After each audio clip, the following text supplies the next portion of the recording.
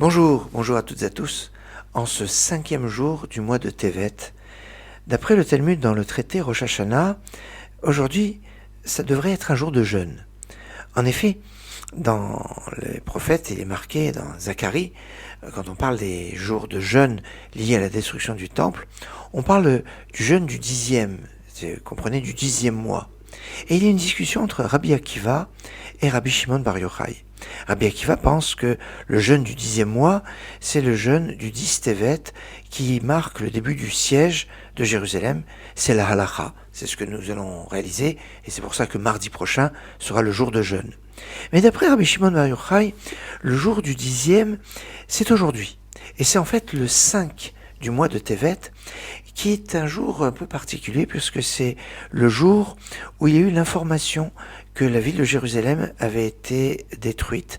C'est le jour où, en Babylonie, le prophète Ézéchiel, chapitre 33, verset 21, le raconte de cette façon en disant que ce fut à la 12e année, le 10e mois, le 5 du mois, exactement aujourd'hui, est venu le fugitif de Jérusalem et il a dit la ville a été frappée.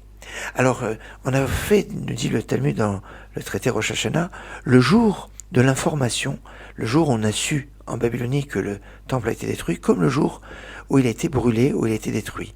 C'est-à-dire que quand on a une information, ça peut avoir une incidence importante.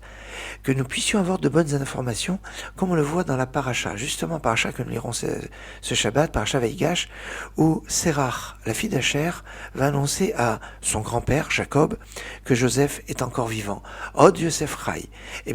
Comme elle va annoncer cette bonne nouvelle à son grand-père, elle va avoir une bénédiction de longévité hors norme. Alors qu'on soit à l'origine de bonnes nouvelles, je vous souhaite une excellente journée qui soit jalonnée de bonnes nouvelles.